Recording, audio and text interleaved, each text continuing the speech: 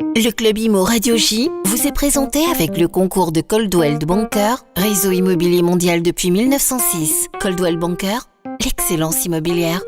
Radio J. Le Club Imo Radio J, Marc Ezrati. Bonjour à tous et bienvenue dans le Club Imo sur Radio J.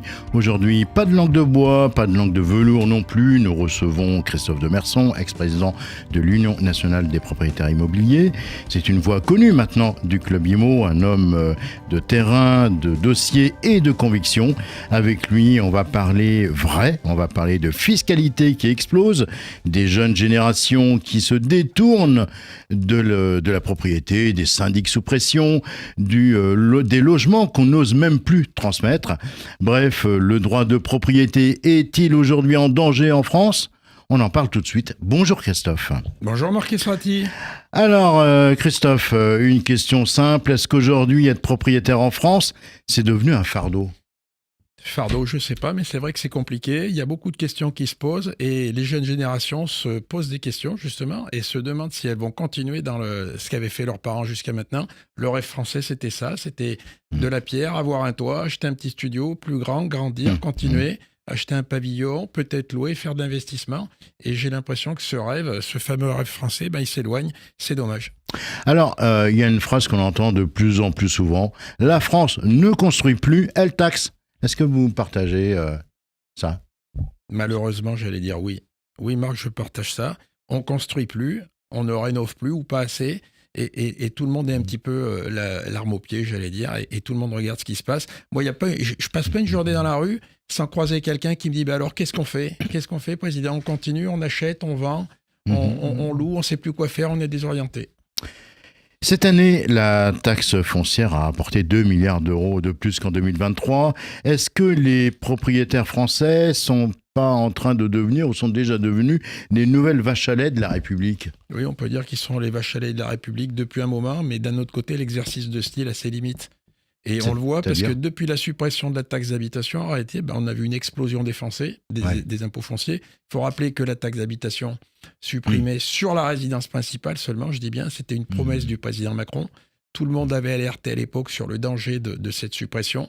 Et aujourd'hui, j'allais dire, on est un petit peu au pied du mur et les élus sont les premiers concernés et puis après, les propriétaires sont les payeurs. Alors, on en parlait un petit peu en intro, les jeunes générations, les enfants des propriétaires, est-ce qu'ils veulent, aujourd'hui ils veulent plus reprendre les logements familiaux ? Est-ce que l'héritage immobilier est en train de, est-ce qu'il devient une punition, j'ose le mot ? Terrible constat, c'est vrai que je vois souvent dans des partages, quand les parents veulent transmettre à leurs enfants, notamment, j'allais dire, des biens à la location, et propriétaires bailleurs, et les enfants, ils veulent plus suivre. Les enfants veulent plus suivre, et le premier mot, j'allais dire, c'est tout, sauf ça. Donc, vendez, profitez de votre argent, mais nous, on veut pas, ça les intéresse plus. Et ça, c'est un signal c'est un signal fort et c'est un signal grave qui est à prendre en compte par tout le marché, je dis bien, puisque le neuf, l'ancien, en réalité, tout est lié, puisque si les enfants, ils ont plus confiance sur ce marché, en réalité, il y a un dérèglement qui se produit sur toute la filière, sur toute la chaîne. Alors on le constate, les jeunes préfèrent aujourd'hui plutôt louer ou vendre que gérer. Est-ce que c'est la fin d'une certaine idée de la propriété transmise ? Exact.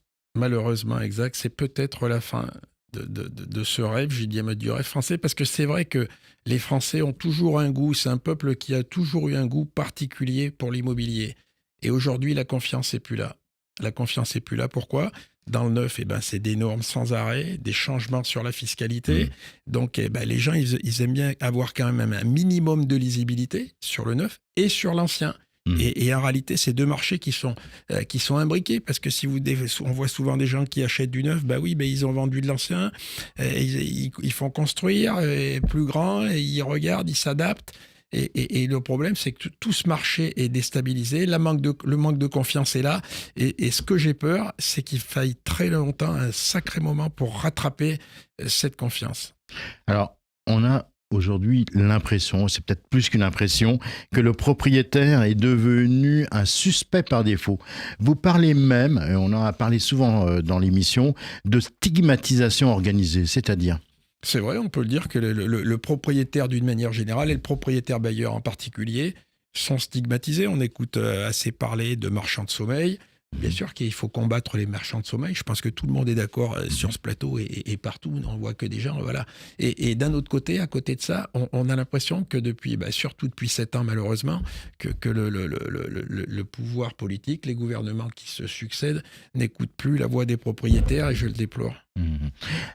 Tiens, parlons un petit peu de la relation bailleur-locataire. Est-ce qu'elle s'est tendue ces dernières années et est-ce que la confiance a disparu ? On peut dire que la confiance est bien entamée.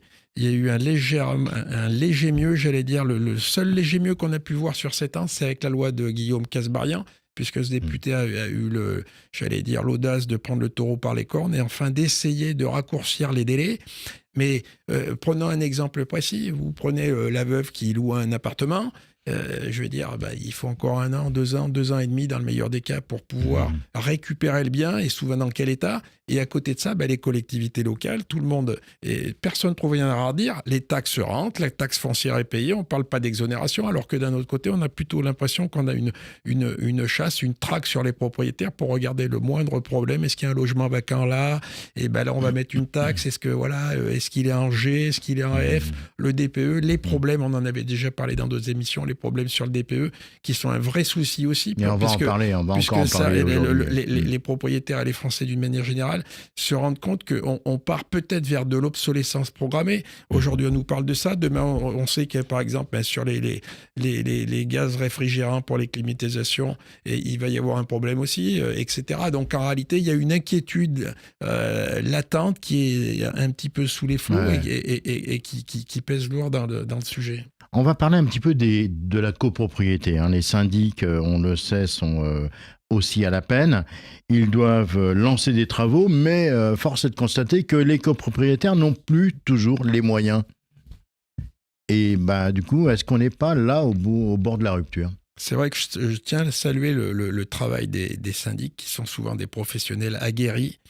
Mais c'est vrai qu'aujourd'hui, le métier de syndic est de plus en plus compliqué. Il n'y a qu'à voir, regarder les normes qu'il y a aujourd'hui, dans le neuf comme dans l'ancien.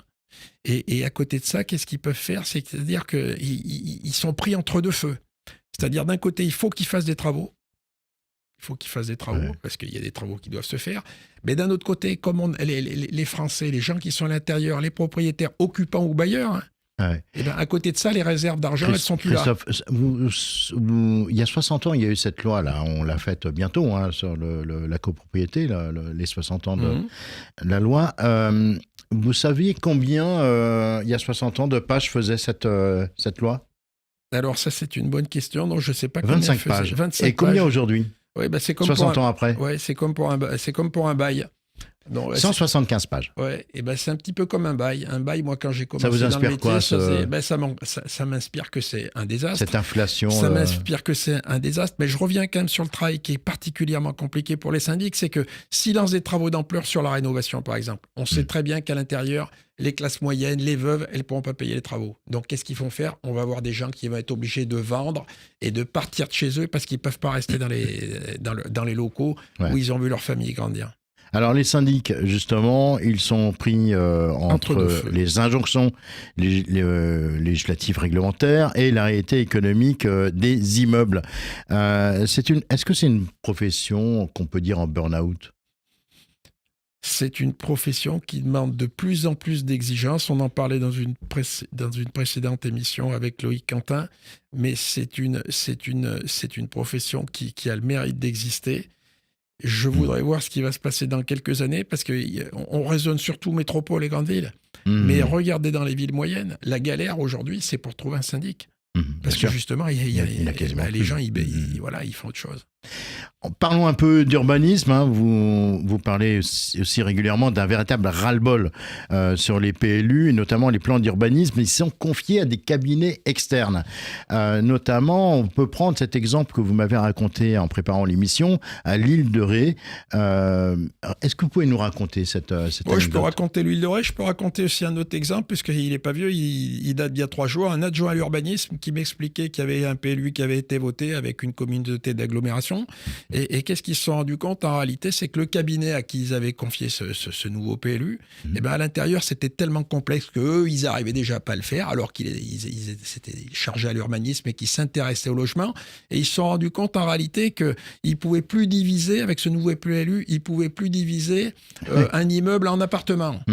Et alors qu'à côté de ça, cet adjoint au maire m'expliquait que rapidement, ils allaient accueillir une école avec 350 ou 400 jeunes qui arrivaient. Ouais, et qu'à côté de ça, ils se sont encore rendus compte aussi qu'il allait falloir créer un parking par logement. Voilà, donc en réalité, ils savent plus comment faire. En même temps, on manque beaucoup d'urbanistes municipaux en France. Il y a un poste qui manque dans les mairies, justement, peut-être pour contrer cette... C'est vrai, mais en réalité, en France, on peut dire que sur l'urbanisme, il manque de tout. Oui. Parce que regardez à l'Assemblée nationale, le nombre de députés qui s'occupent de l'urbanisme, malheureusement, ils sont peu nombreux. Il n'y en a pas beaucoup. Et il n'y en a pas beaucoup. On peut dire qu'ils se comptent sur les doigts des deux mains, ou d'une main. Et tiens, si on est optimiste, on va dire sur les doigts des deux mains. Oui, si on prend les deux, si on prend l'Assemblée et le Sénat. Et c'est terrible, voilà, parce que moi, je me rappelle, lors d'audition au Sénat, sur l'exemple des DPE, on en parlait tout à l'heure, j'avais fait venir un diagnostiqueur et on expliquait les incohérences avec des tableaux et on visionnait. Mais les sénateurs nous disaient, mais on n'a pas voté ça. Et en réalité, si, c'est ce qui avait été voté et c'est ce qui régit aujourd'hui Mon cher Christophe, on va reparler de tout ça, on va reparler du DPE, on va reparler aussi de cette histoire d'interdiction d'habitation à Bonifacio, juste après l'info du jour. L'info du jour vous est présentée avec le concours de Helix Assurance, votre expert en économie. Helix Assurance sur mon-assurance-emprunteur.fr. Et aujourd'hui, on va parler d'un faux propriétaire qui a réussi à escroquer 70 personnes entre 2021 et 2024 en louant des appartements sur Airbnb pour en récupérer les clés afin de se faire passer pour le bailleur légitime. Il encaissait les dépôts de garantie et les premiers loyers pour un montant total de 90 000 €. Ce faux propriétaire a été condamné à 4 ans de prison, dont 3 ans avec sursis probatoire. L'homme affirme avoir agi par amour, figurez-vous, pour envoyer de l'argent à son ex-compagne en Roumanie. L'info du jour vous a été présentée avec le concours de Helix Assurance. Vous payez trop cher pour votre assurance de prêt immobilier? Avec mon-assurance-emprunteur.fr de Helix Assurance, comparez, changez et économisez jusqu'à 15 000 €. Simple, rapide et 100% en ligne. Helix Assurance, votre expert en économie. mon-assurance-emprunteur.fr. Radio J. Le Club Imo Radio J, Marc Ezrati. Et on est de retour dans le Club Imo avec notre invité Christophe Demerson. Christophe, vous le disiez tout à l'heure, le matraquage fiscal continue. À quoi faut-il s'attendre en 2025? De nouvelles taxes locales? Des hausses déguisées? Tiens, François Rebsamen a proposé l'idée d'une contribution locale. Ça vous a fait bondir. Ah, ça m'a fait rebondir. C'est vrai que François Rebsamen, on l'a vu meilleur sur d'autres dossiers. Et ministre de l'aménagement du territoire. On l'a vu meilleur sur d'autres dossiers. La ville de Dijon est bien ordonnée. D'autant qu'on ne l'avait jamais entendu. C'est la première sortie. Oui, mais c'est toujours pas mal. En général, c'est les automobilistes et les propriétaires. Là, c'était un coup de plus. Ça a été sur les propriétaires. Et la taxe, j'aime bien quand même, il a de l'humour. Reconnaissons qu'il a de l'humour. La taxe modérée. Mais on sait ce que c'est qu'une taxe modérée. C'est un petit peu comme la CSG. Ça commence à 0,5 et puis aujourd'hui on est à 17,2. 17,2, absolument. Tiens, d'ailleurs, en parlant de sommes, petites sommes, on va parler de cet abattement ridicule de 20 € par bien pour les déductions qui n'a jamais été revalorisé depuis 15 ans. Pourquoi personne s'en est occupé ou s'en occupe? Alors moi, quand j'étais président de l'Union nationale des propriétaires immobiliers, c'est vrai que symboliquement, c'est un chiffre qui m'interpellait parce que je l'entendais beaucoup un peu partout en France. Oui, on parlait des 20 €. Et on parlait des 20 € et il n'y avait pas une assemblée générale où j'écoutais cette histoire de 20 €. Et c'est vrai que cette histoire de 20 euros, quand on voit aujourd'hui ce qu'on demande aux propriétaires, il faut rappeler ce que c'est ces 20 euros. C'est vous avez un bien à louer, ben vous avez une déduction de 20 euros par bien. Ouais, voilà, si vous avez deux biens, ça fait 40 euros. Voilà. Donc, et en réalité, on en rigole, mais c'est un petit peu un symbole, j'allais dire, de ce qui se passe. Si on regarde les 20 euros, je voudrais pas être taquin, mais ça correspond à peu près au timbrage qu'on vous demande pour justifier quand un logement est vacant. Et alors que même s'il n'est pas vacant, regardez, on vous parle de logement vacant aujourd'hui. On traque le logement vacant, c'est la nouvelle mode. Traquer le logement vacant. Mais ce qu'on s'est rendu compte, c'est que l'algorithme ne l'a peut-être pas pris en compte, mais que par exemple des étudiants, eh ben, ça a échappé à personne que, par exemple, un étudiant en école de commerce, il part en stage à Noël. Et ben, s'il part en stage à Noël, eh ben, il laisse son appartement puisqu'il va faire un stage d'1 an. Ouais. Et puis après, il y a un nouvel étudiant qui prend l'appartement. Ben, il ne va pas venir juste avant Noël. Ben non, il prend l'appartement le 2 janvier ou le 5 janvier à la reprise de l'école de commerce. Bon, ben, ça veut dire que techniquement, ce logement, il est vacant au 1er janvier. Donc, imaginez l'usine à gaz et le nombre, les propriétaires bailleurs qui louent à des étudiants dans les écoles de commerce, j'en connais. Et ben, je peux vous dire qu'ils font des courriers parce qu'ils reçoivent, ben, ils sont habitués, ils reçoivent si le gars a 10 appartements, ben, il reçoit 10 enveloppes tous les ans qui vont lui expliquer, monsieur, le logement est vacant, expliquez-vous. Alors, il ne va pas avoir mis la date de naissance du locataire, il ne va pas avoir mis le prénom, il ne va pas avoir mis les coordonnées de l'adresse de ses parents, je ne sais pas ce qui va manquer. Mais en réalité, tout ça, ça va se traduire par 3 ou 4 courriers, donc on est déjà aux 20 euros. Tiens, on va parler du fameux DPE. On a beaucoup parlé déjà ici. Vous voulez me faire de la peine, Marc comment ? Vous voulez me faire de la peine avec ces DPE ? Ben, écoutez, en tout cas, c'est devenu un facteur d'exclusion de certains biens, on le sait. Est-ce que c'est un outil de transition ou un piège pour les petits bailleurs? Ben, c'est surtout une bonne idée. C'était au départ une bonne idée qui s'est transformée en catastrophe industrielle. Et je pèse mes mots parce qu'au départ, je disais c'est pas une mauvaise idée. À l'époque, on avait dit avec Barbara Pompili, moi je me rappelle de ces négociations, on a dit ben, pourquoi pas mesurer, d'accord. Mais le problème, c'est que ça devait être fait en partenariat et intelligemment et que tout le monde regarde. Aujourd'hui, un outil qui va à l'opposé de ce qu'on recherche. C'est-à-dire qu'aujourd'hui, l'électricité, c'est l'énergie la plus décarbonée qu'on peut avoir. L'électricité française est la plus décarbonée d'Europe. Et c'est l'énergie qui est la plus impactée par le DPE. Vous avez une petite surface. Si elle est chauffée à l'électrique, si vous êtes au dernier étage ou au rez-de-chaussée, vous pouvez avoir un appartement qui soit enveloppé de laine de verre, d'un cocon, d'un mètre de laine de verre d'épaisseur. Le bien ne sortira pas de l'indécence s'il fait 20 mètres carrés. Est-ce que, Christophe, vous estimez qu'on a politisé le débat, le logement en France? Est-ce que finalement les propriétaires ne sont pas devenus un camp parmi d'autres? J'allais dire malheureusement oui. Et on le voit tous les jours.